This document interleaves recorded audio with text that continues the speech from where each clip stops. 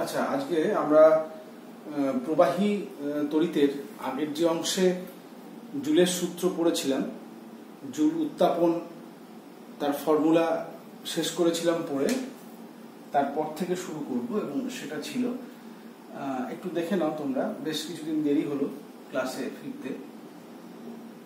H সমান 0.24 I² RT। নিশ্চয়ই মনে আছে এই ফর্মুলাটা তোমাদের। জুলের সূত্রের ফলে পরিবাহীতে যে তাপ উৎপন্ন হয় তার ফর্মুলা 0.24 I² RT, যেখানে আইটা হচ্ছে প্রবাহ মাত্রা, তার বর্গ, আর হচ্ছে রোধ এবং টি হচ্ছে টাইম ইন সেকেন্ড। এটা জুল উত্তাপনের যে ফর্মুলা ছিল সেটা আমরা আগে পড়েছিলাম। এইবার আমরা ঠিক তার পরের অংশ থেকে শুরু করব এবং খুব দ্রুত এই প্রবাহী তড়িতের যে বাদবাকি অংশ আছে, তড়িতের উপরে চুম্বকের ক্রিয়া এবং তার উল্টোটা ইত্যাদিগুলো, ডায়নামো, মোটর যা আছে, সেগুলো আমরা আস্তে আস্তে পড়ে শেষ করব। এর পরের অংশে যেগুলো আছে, আজকে যেগুলো আলোচনা করার কথা আছে আমার, দেখি কতটা সম্ভব হয়। এই বিষয়গুলো আমরা আজকে আলোচনা করব, যে তাপীয় ফলের প্রয়োগ, তারপরে তড়িৎ ক্ষমতা এবং শক্তি, তারপরে বিওটি কাকে বলে, তারপরে রেটিং জিনিসটা কি, বৈদ্যুতিক বাতির গুণমান বলতে কি বোঝায়, দুটো বাতির আমরা উজ্জ্বলতার তুলনা করব কিভাবে, এই সমস্ত বিষয়গুলো আজকে আমরা আলোচনা করব। তাহলে প্রথমেই আমরা চলে আসি যে তাপীয় ফলের প্রয়োগে। তাপীয় ফলের প্রয়োগ বলতে কতগুলো বিষয়ে আমরা এই তাপীয় ফলের প্রয়োগ দেখতে পাই। যেমন ধরো বাল্ব, ইলেকট্রিক বাল্ব। ইলেকট্রিক বাল্বে এখন খুব কম ব্যবহার করা হয়, যেগুলো ওই লাল হলুদ আলো বিকিরণ করে সেই বাল্বগুলো, তার ভেতরে একটা ফিলামেন্ট থাকে, খুব সরু তারের তৈরি ফিলামেন্ট, এবং ফিলামেন্টটা খুব ভীষণ সরু আর কি, এরকম একটা অংশ থাকে ফিলামেন্টে। এটা টাংস্টেন এর তৈরি, টাংস্টেনের চিহ্ন হচ্ছে ডব্লু, টাংস্টেন দিয়ে তৈরি হয়, এবং তার ফলে হয় কি, এর ভেতরে যখন প্রবাহ মাত্রা যায় তখন এটা তীব্র তাপ উৎপন্ন হয়, এবং সেই তাপ উৎপন্ন হলে ভাস্বর হয়ে আলোক বিকিরণ করে।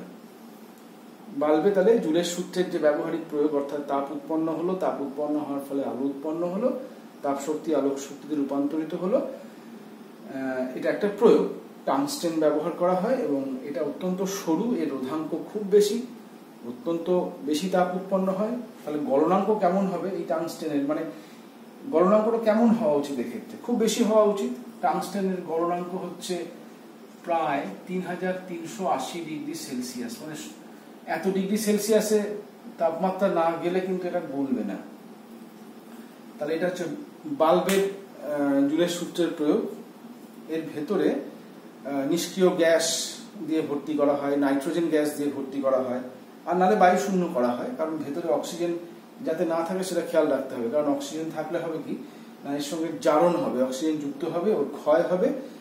অক্সিডেশন মানেই ক্ষয় এবং নষ্ট হয়ে যাবে। সেই কারণে হয় বায়ু শূন্য করতে হবে, অথবা আর্গন গ্যাস বা কোনো নিষ্ক্রিয় গ্যাস করা যেতে পারে, বা নাইট্রোজেন গ্যাস এর ভেতরে দেওয়া যেতে পারে। তাহলে এইটা হচ্ছে আমাদের বৈদ্যুতিক বাল্ব। এরপরে একটা প্রয়োগ আছে, সেটা হচ্ছে হিটার। এটারও ব্যবহার অনেক কমে গেছে। আমরা আগে দেখতাম অনেকের বাড়িতে হিটার ব্যবহার করা হতো। হিটারের মধ্যে দেখবে এরকম পেঁচানো পেঁচানো পেঁচানো কুণ্ডলী থাকে, এবং কুণ্ডলীটা নাইক্রোম বলে একটা সংকর ধাতু আছে, তার সেই নাইক্রোম ধাতুর তৈরি হয়।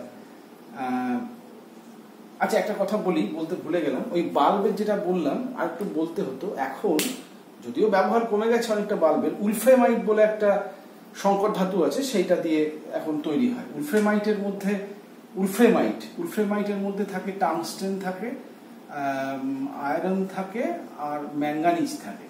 এই একটা জিনিসের সংকর ধাতুর নাম হচ্ছে উলফ্রেমাইট, সেটা দিয়ে বৈদ্যুতিক বাল্বের ভেতরে এখন ফিলামেন্ট তৈরি করা হয়। বেশ, নাইক্রোম, তার ব্যবহার করা হয়, হিটারেও ব্যবহার করা হয়। আর একটা ব্যবহারিক প্রয়োগ এর সঙ্গেই বলে দিচ্ছি, সেটা হচ্ছে ইলেকট্রিক ইস্ত্রি। যেটা আমরা জামা প্যান্ট বা কাপড় চোপড় যে ইস্ত্রি করি, তার ভেতরেও কিন্তু একটা কয়েল থাকে। হিটারেও কয়েল থাকে, ইলেকট্রিক ইস্ত্রিতেও কয়েল থাকে, এবং এটা নাইক্রোম বলে যে সংকর ধাতু আছে সেটা দিয়ে তৈরি। নাইক্রোমের মধ্যে থাকে আয়রন থাকে, নিকেল থাকে, আর ক্রোমিয়াম থাকে। এই দিয়ে নাইক্রোম তৈরি, গলনাঙ্ক খুব বেশি, 1400 ডিগ্রি সেলসিয়াস গলনাঙ্ক, রোধাঙ্ক যথেষ্ট বেশি, রোদ বেশি হলে তাপ উৎপন্ন হবে বেশি। আমাদের উদ্দেশ্যই তাই যে যাতে দ্রুত তাপ উৎপন্ন হয় হিটারে এবং ইলেকট্রিক ইস্ত্রি দুটো জায়গাতেই, আর হচ্ছে যেন গলে না যায়, অর্থাৎ গলনাঙ্কটা যেন খুব বেশি হয়। এটা গেল হচ্ছে হিটার এবং ইলেকট্রিক ইস্ত্রি। আরেকটা প্রয়োগের কথা আমরা ভাবতে পারি, খুব সুন্দর প্রয়োগ, সেটা হচ্ছে ফিউজ তার।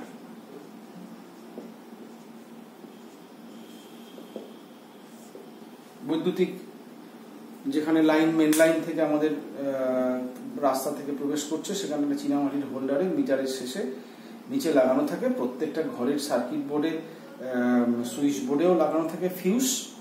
এই ফিউজ তার একটা সংকর ধাতু দিয়ে তৈরি। সেই সংকর ধাতুর মধ্যে যেটা থাকে সেটা হচ্ছে টিন থাকে আর সীসা থাকে। টিনের পরিমাণ হচ্ছে 25% আর সীসা হচ্ছে 75%। এই কম্পোজিশন দিয়ে ফিউজ তার তৈরি হয়। খুব সরু তার, রোধাঙ্ক খুব বেশি, আর গলনাঙ্ক তাহলে কি হবে? ফিউজ তারের খুব বেশি হবে। ফিউজ তার লাগানোর একটা উদ্দেশ্য আছে, সেটা হচ্ছে যদি প্রবাহ মাত্রা খুব বেশি বেড়ে যায় তাহলে কি হবে না, আমাদের যে ঘরের ভেতরে বৈদ্যুতিক যন্ত্রপাতি আছে সেগুলোর ক্ষতি হতে পারে। প্রত্যেকটা যন্ত্র কতটা পরিমাণ প্রবাহ মাত্রা যাবে তার একটা রেটিং থাকে। সুতরাং ফিউজ তার আমাদের উদ্দেশ্য হচ্ছে যেন সেই প্রবাহ মাত্রাটা যাতে এক্সিড করলে যেন সেটা গলে যায়। তার মানে ফিউজ তারের যদি গলনাঙ্ক খুব বেশি হয় সেটা কিন্তু ভালো হবে না, কখনোই সেটা কার্যকরী হবে না। ফিউজ তারের গলনাঙ্ক হবে যথেষ্ট কম, যাতে খুব দ্রুত গলতে পারে, কারণ ফিউজ তারটা গলে যাওয়াটাই হচ্ছে আমাদের জন্য দরকার। ফিউজ তারের কিরকম, ধরো ফিউজ তারের বিভিন্ন রেটিং থাকে, 3 অ্যাম্পিয়ার, 5 অ্যাম্পিয়ার, এরকম সব রেটিং থাকে।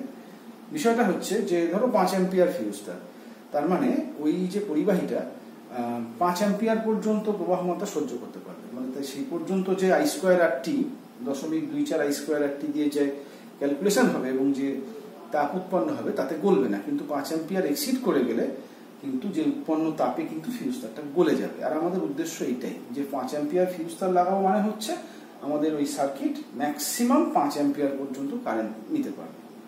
তাহলে ফিউজ তার এটাও একটা অত্যন্ত গুরুত্বপূর্ণ প্রয়োগ জুলের সূত্রের, জুল উত্তাপন বলা হয়। তাহলে এইটা গেল জুলের সূত্রের ব্যবহারিক প্রয়োগের দিক। পরীক্ষায় প্রশ্ন দেয় যে ফিউজ তারের দুটি বৈশিষ্ট্য লেখো, লিখবে একটা হচ্ছে এর রোধাঙ্ক খুব বেশি হয় আর গলনাঙ্ক খুব কম হয়। বা তোমাকে বলতে পারে যে হিটার বা ইস্ত্রিতে যে তার ব্যবহার করা হয় তার নাম কি, বা বাল্বে ফিলামেন্ট কি দিয়ে তৈরি হয়, তাদের বৈশিষ্ট্য কিরকম হতে পারে, এরকম প্রশ্ন আসতে পারে।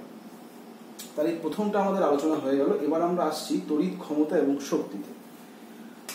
ক্ষমতা আমরা আগে পড়েছি, কার্যক্ষমতা, শক্তিতে। নর্মালি যে কোনো ক্ষমতা মানেই হচ্ছে কার্য বাই সময়, কার্যের হারকে ক্ষমতা বলে, সেটা তড়িৎ ক্ষমতা হোক বা যান্ত্রিক ক্ষমতা হোক, যাই হোক। তাহলে এখানে তড়িৎ ক্ষমতা, আমি আর তড়িৎ কথাটা লিখছি না, তাহলে এটাকে আমরা তড়িৎ শক্তি লিখি। তড়িৎ শক্তি বাই সময়।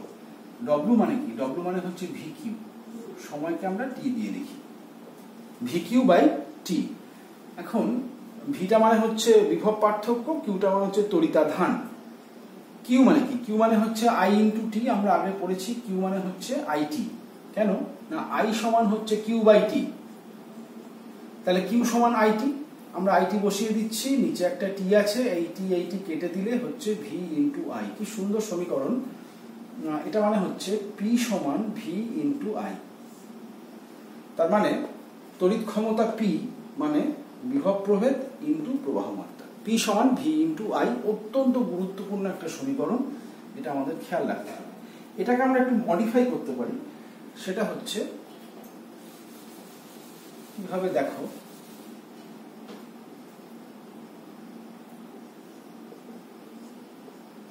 পি সমান ভি ইন্টু আই, ক্ষমতা মানে হচ্ছে বিভব প্রভেদ ইন্টু প্রবাহ মাত্রা। যদি আমরা ভি মানে কি? ভি মানে হচ্ছে আই আর, ওহমের সূত্র থেকে ওহমের সূত্র থেকে কি লেখা যায়? ভি সমান আই আর, নিশ্চয়ই মনে আছে। ভি এর জায়গায় আই আর বসাও, আর একটা আই আছে, তাহলে এটা হয়ে যাচ্ছে আই স্কোয়ার আর। আবার এটাকেই যদি আমরা ভিটাকে ঠিক রেখে, আই মানে কি? আই মানে হচ্ছে আবার ভি বাই আর, তাহলে ভি স্কোয়ার বাই আর ও লেখা যায় পি সমান। তাহলে পি সমান আমরা তিন রকমের ফর্মুলা দেখলাম। এই একটা পি সমান ভি ইন্টু আই, একটা হচ্ছে পি সমান আই স্কোয়ার আর, একটা হচ্ছে পি সমান ভি স্কোয়ার বাই আর। এই যে V square by R, I square R, V I, সবই একই। আমরা বিভিন্ন সময় বিভিন্নটা দেখব, প্রয়োগ করব যে কোনটা কোন সময় কাজে লাগবে আর কি। তাহলে এই হচ্ছে তড়িৎ ক্ষমতা। এখানে আমরা তড়িৎ ক্ষমতার যে ব্যবহারিক একক, তাহলে এইখানে যদি এককটা বসাই, তাহলে পি এর ব্যবহারিক একক হচ্ছে ওয়াট, আমরা আগে পড়েছি। তাহলে এখান থেকে লেখা যায় এই যে পি সমান ভি ইন্টু আই, তাহলে ওয়াট মানে হচ্ছে ভোল্ট ইন্টু অ্যাম্পিয়ার। এটা অত্যন্ত গুরুত্বপূর্ণ সমীকরণ। এটা একক দিয়ে ট্রান্সফর্ম করা হলো, কিন্তু এটাও আমরা ইউজুয়ালি বলে থাকি ওয়াট সমান ভোল্ট ইন্টু অ্যাম্পিয়ার।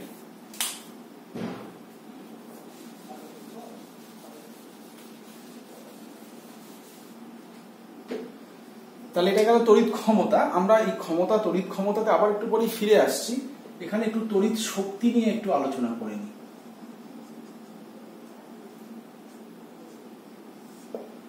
আমরা এখানে তড়িৎ শক্তি নিয়ে একটু আলোচনা করে নিই। সেটা হচ্ছে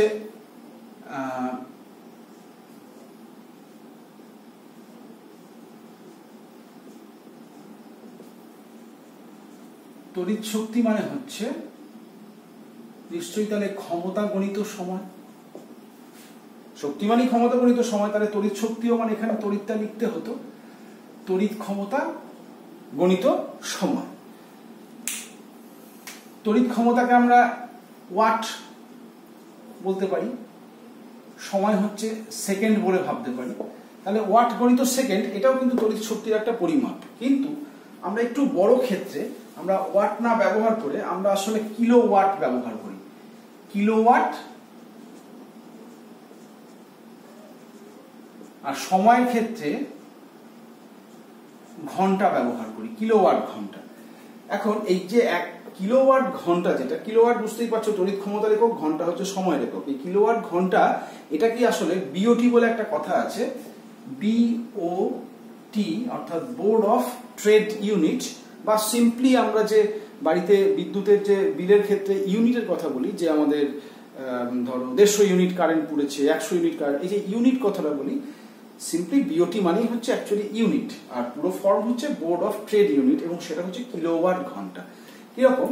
ধরো 1 কিলোওয়াট ক্ষমতা সম্পন্ন একটা বৈদ্যুতিক যন্ত্র 1 ঘন্টা 3600 সেকেন্ড যদি কার্যকরী থাকে, তাহলে যে তড়িৎ শক্তি ব্যয়িত হয় সেটাই হচ্ছে আসলে 1 কিলোওয়াট ঘন্টা বা 1 বিওটি। এখন এই কিলোওয়াট ঘন্টা, তার সঙ্গে যদি আমরা জুলের সম্পর্ক নির্ণয় করি, তাহলে কি করব? কিলোওয়াট মানে নিশ্চয়ই 1000 ওয়াট, ঘন্টা মানে কি? ঘন্টা মানে হচ্ছে 3600 সেকেন্ড। 1000 ওয়াট গণিত 3600 সেকেন্ড। আচ্ছা, তাহলে 1000 ওয়াট এর জায়গায় আমরা লিখব 1000 ওয়াট মানে হচ্ছে joule per second into 3600 second. তাহলে এই সেকেন্ড বাদ চলে গেল, 3600 গুণিত 1000 মানে হচ্ছে 3 6 1 2 3 4 5 1 2 3 4 5 এত জুল। বইতে সাধারণত এটা এরকম থাকে 1 2 3 4 5 6, তুমি 6 ঘর সরালে মানে 10 to the power 6 joule. 3.6 × 10 to the power 6 joule, এটা মনে রাখার জন্য ভালো আর কি, সুবিধা। এটাও লেখা যায়, এটা হচ্ছে কিলোওয়াট ঘন্টা এবং জুলের মধ্যে সম্পর্ক। মানে 1 বিওটি মানে 1 কিলোওয়াট মানে হচ্ছে 3.6 গুণিত 10 to the power 6 joule.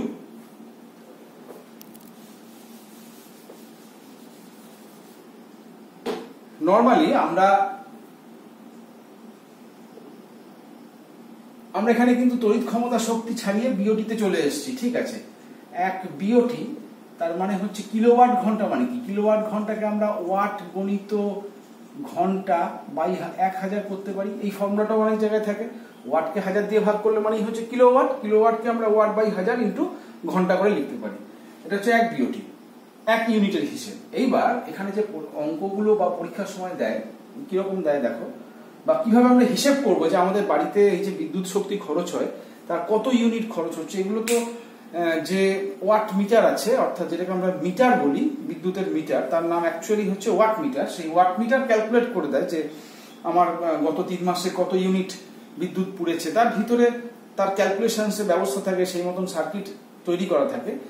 Normally যে বেসিক থিওরেম এখানে কার্যকরী হয় সেটা হচ্ছে এইরকম, আমরা এর মাধ্যমে বার করতে পারি। কিরকম, ধরো তোমার বাড়িতে 40 ওয়াটের, আমি এটা জাস্ট উদাহরণ দিচ্ছি, 40 ওয়াটের মনে করো 5টা বাতি আছে।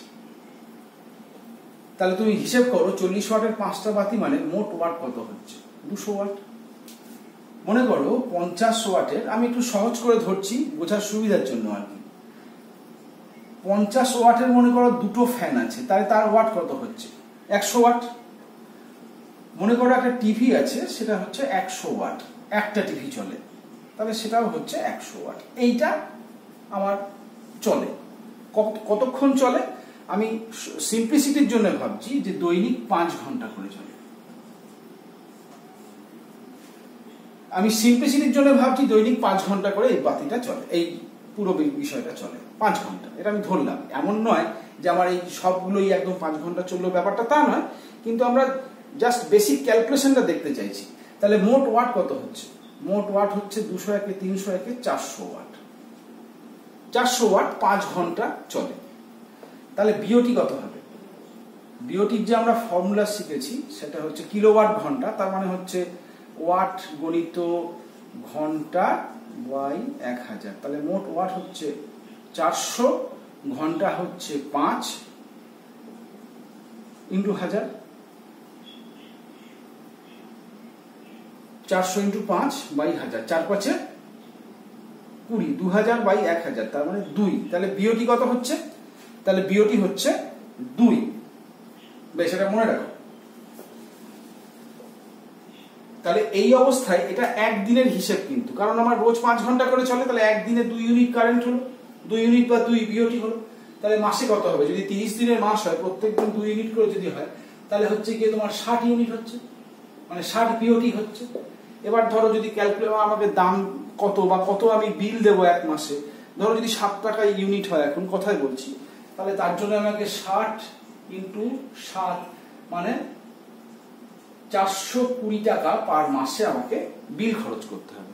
এরকম ছোটখাটো অঙ্ক থাকে যে এতগুলো বাতি, এতগুলো ফ্যান, একটা টিভি চলছে, কি হিসেবে আমরা বিল টিল দেবো, এরকম একটা অঙ্ক থাকে।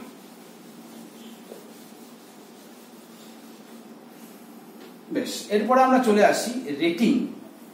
রেটিং মানে হচ্ছে যে কোনো বৈদ্যুতিক যন্ত্রের একটা রেটিং থাকে। যেমন বাল্বের ক্ষেত্রে ধরো বললো যে বাল্বের গায়ে লেখা আছে 220 ভোল্ট 100 ওয়াট, 220 ভোল্ট 100 ওয়াট একটা বাল্বের গায়ে লেখা আছে। এর মানে কি, বা এর মাধ্যমে আমরা কি কি তথ্য আমরা পেতে পারি ইত্যাদি। তাহলে ভি এর জায়গায় 220 লিখলাম, আর পি মানে হচ্ছে 100 ওয়াট। এর মানে হচ্ছে যে ওই বাল্বটাকে যদি আমরা 220 ভোল্ট বিভব পার্থক্য বিশিষ্ট কোনো লাইনে যোগ করি, তাহলে ও 100 ওয়াট মানে কি, 100 ওয়াট মানে হচ্ছে 100 জুল পার সেকেন্ড। তাহলে 1 সেকেন্ডে 100 জুল তড়িৎ শক্তি খরচ করবে বাল্বটা। যদি আমরা 220 ভোল্টের বিভব পার্থক্য যোগ করি, তাহলে 1 সেকেন্ডে 100 জুল পরিমাণে তড়িৎ শক্তি ক্ষয় করবে বা ব্যয়িত করবে, এবং তার ফলে এই বাতিটার এবং এর ফলে এই বাতিটার যে উজ্জ্বলতা সেটা কিন্তু বাড়বে। এর ফলে এই বাতিটার উজ্জ্বলতা কিন্তু বাড়বে। এটা হচ্ছে এই বৈদ্যুতিক বাতির যে রেটিং। আচ্ছা, এখান থেকে আমরা কারেন্টের মানটা কিন্তু বার করতে পারি। সেটা কিভাবে দেখো, প্রথমে আমরা রোধটা বার করে নিই। আমরা এটা আগে পড়েছি, P সমান V square by R, which means R মানে হচ্ছে V square by P. V square কত হবে? 220 ইন্টু 220 বাই পি মানে হচ্ছে 100।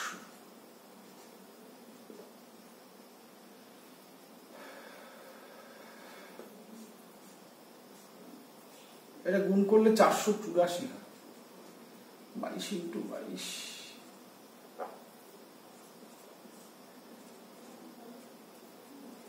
হ্যাঁ 484।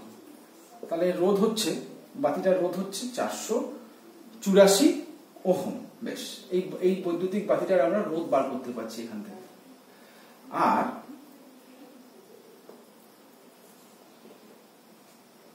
পি সমান কি দেখেছি আমরা? পি সমান ভি ইন্টু আই। তাহলে কারেন্ট আই সমান কত? P by V. পি মানে হচ্ছে 100, 100 বাই ভি মানে হচ্ছে 220 অ্যাম্পিয়ার। তাহলে এখান থেকেও আমরা কিন্তু পি বাই ভি করে কারেন্টটা কিন্তু বার করতে পারি। 100 বাই 220 অ্যাম্পিয়ার, এটা ভাগ করে দেখবে 0.45 এরকম একটা অ্যাম্পিয়ার আসবে। তাহলে এই রেটিং থেকে আমরা এই যে 220 ভোল্ট 100 ওয়াট যে রেটিং, এই রেটিং থেকে কিন্তু আমরা এর রোধ বার করতে পারি বাতিটার। এই বাতিটার মধ্যে দিয়ে 220 ভোল্টে লাগালে পরে তার প্রবাহ মাত্রা কত সেটা বার করতে পারি। একটা কথা মনে রাখতে হবে যে এই বাতিটা কিন্তু 220 ভোল্টের বেশি বিভব পার্থক্য বিশিষ্ট লাইনে যোগ করা যাবে না, তাহলে কিন্তু বাতিটা ক্ষতিগ্রস্ত হবে, পুড়ে যাবে। আর 220 ভোল্টের নিচে 200 ভোল্ট, 180 ভোল্ট, 160 ভোল্ট এরকম যদি লাইনে আমাদের যোগ করতে হয় বা করি, তাহলে কিন্তু উজ্জ্বলতা হ্রাস পাবে। সব থেকে বেশি উজ্জ্বল হয়ে জ্বলবে যখন 220 ভোল্ট বিভব প্রভেদ বিশিষ্ট লাইনের সঙ্গে আমরা বাতিটাকে যোগ করব। আর গুণমান মানে হচ্ছে, একটা কথা এখানে আমরা বলি, এই যে আমরা বাল্বের কথাটা বললাম, যে বাল্বের যে কথাটা আমরা বলছিলাম না, যে বায়ুশূন্য বাল্ব যেগুলো, এই বাল্বগুলো খুব একটা ভালো না। তার কারণ এখানে যে আমরা তড়িৎ শক্তি পাঠাই এর প্রায় 98%, 97 থেকে 98% তাপ শক্তিতে রূপান্তরিত হয়। সামান্য মানে 2%-এর মতন আলোক শক্তিতে রূপান্তরিত হয়। কিন্তু আমাদের তো উদ্দেশ্য যত বেশি পরিমাণ আলোক পাবো সেইটা। সেই কারণে বর্তমানে এই বাল্বগুলো আস্তে আস্তে ব্যবহার কমে আসছে। চিন্তা করে দেখো, মোট যে তড়িৎ প্রবাহ পাঠাচ্ছি, যে তড়িৎ শক্তি খরচ করছি, তার 2% আলোক শক্তিতে রূপান্তরিত হচ্ছে, আর 98% তাপ শক্তি হয়ে বিকিরণ হচ্ছে, বায়ুমণ্ডলে ছড়িয়ে যাচ্ছে, পরিবেশকে গরম করছে। মানে এটা এক ধরনের দূষণ আর কি। সেই কারণে CFL compact fluorescent light, LED light emitting diode, এগুলো এর ভেতরে পারদের বাষ্প থাকে। এটা ডায়োড বলে একটা বৈদ্যুতিক যন্ত্র আছে, তার ভিত্তিতে কাজ করে।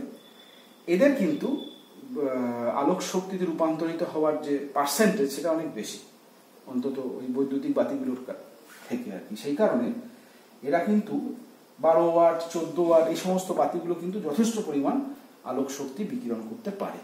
অত্যন্ত তড়িতের সাশ্রয় হয়।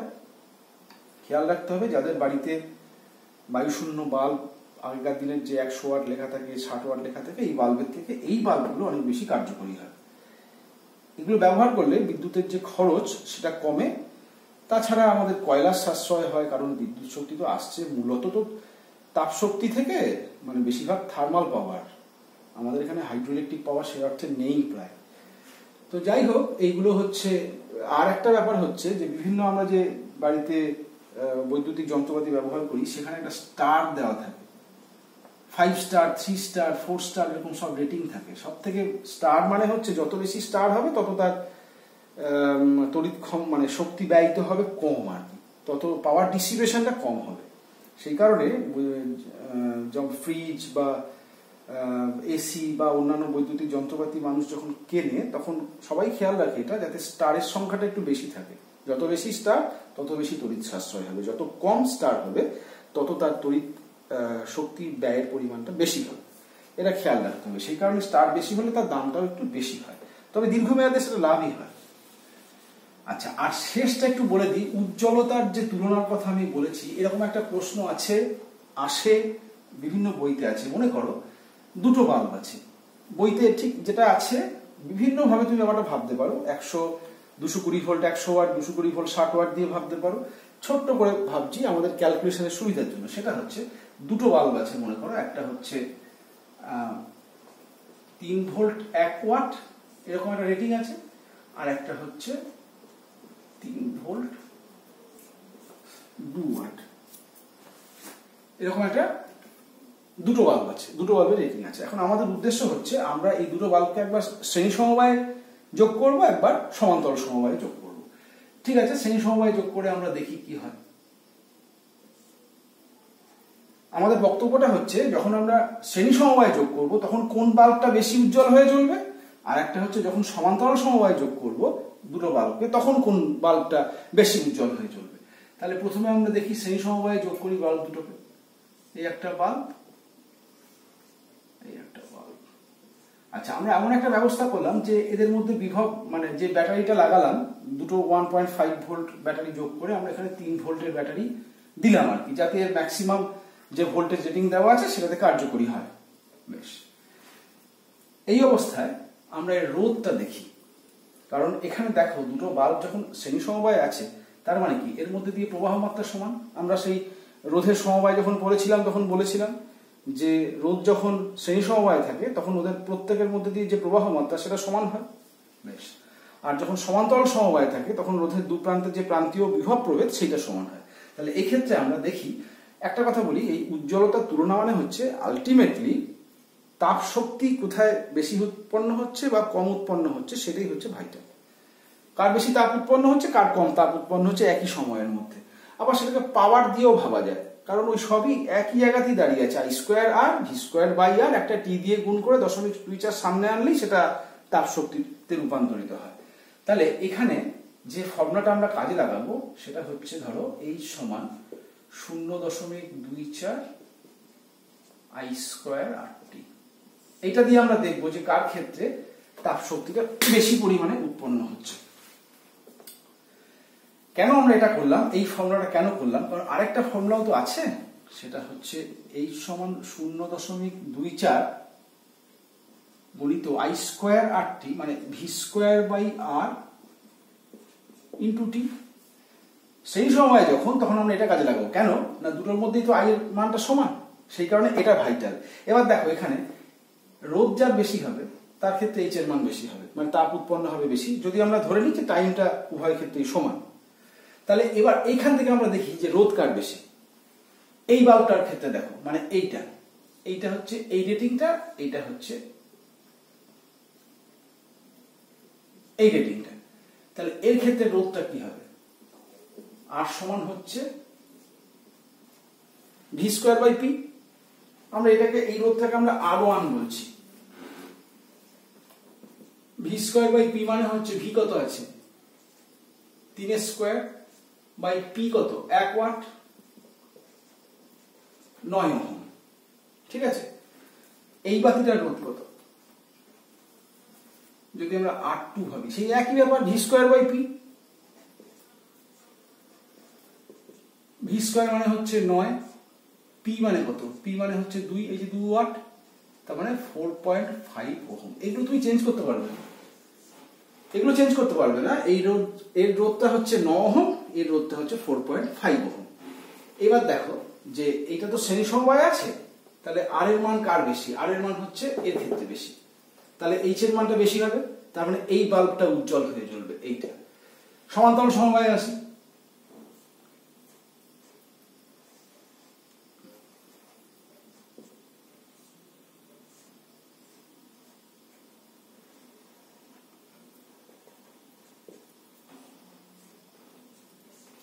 দেখো এটা হচ্ছে সমান্তরাল সমবায়। আমি যদি 3 ভোল্টের ব্যাটারি লাগাই তাহলে এই দুটো বাল্বেরই দু প্রান্তীয় বিভব প্রভেদটা একই হবে। সমান্তরাল সমবায় এটাই হচ্ছে বৈশিষ্ট্য।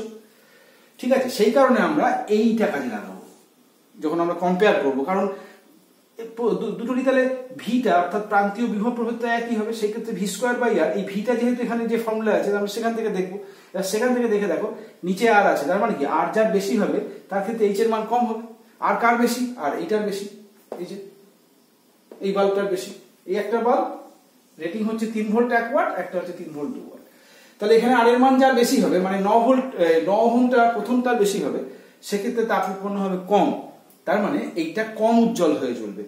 আর এর মান কম কার, এইটার, এই বাল্বটার, তাহলে এক্ষেত্রে আর এর মান কম হলে এইচ এর মানটা বেশি হবে, মানে সেক্ষেত্রে এর ক্ষেত্রে তাপটা বেশি উৎপন্ন হবে। তার মানে পরিষ্কার বোঝা গেল দুটো বাল্ব আছে, একটা 3 ভোল্ট 1 ওয়াট, 3 ভোল্ট 2 ওয়াট। প্রথমে রোধটা বার করলাম, একটা 9 ওহম, একটা 4.5 ওহম। শ্রেণী সমবায়ে এইটা কাজে লাগাবো, এই ফর্মুলা মাথায় রাখবো, দিয়ে বলবো যে আর এর মান যার বেশি সে বেশি উজ্জ্বল হবে। কে আর এর মান বেশি? নয়, প্রথম বাল্বটা। তাহলে এইচ এর মানটা বেশি হবে, বেশি তাপ উৎপন্ন হবে, উজ্জ্বল হয়ে জ্বলবে। সমান্তরাল সমবায়ে এই ফর্মুলা কাজে লাগবো, ভি স্কোয়ার বাই আর, যেহেতু দুটো বাল্বেরই ভি সমান। এখানে দেখো দুটো বাল্বের মধ্যে দিয়ে আই সমান, সেই কারণে এইটা কাজে লাগিয়েছি ফর্মুলাটা। এখানে আর এর মান বেশি কার? প্রথম বাল্বটা, তাহলে এটা কম উজ্জ্বল হয়ে জ্বলবে। ঠিক আছে, তাহলে এই হচ্ছে আজকের মোটামুটি আমাদের আলোচনা শেষ হলো। উজ্জ্বলতার তুলনা পর্যন্ত আমরা পড়লাম।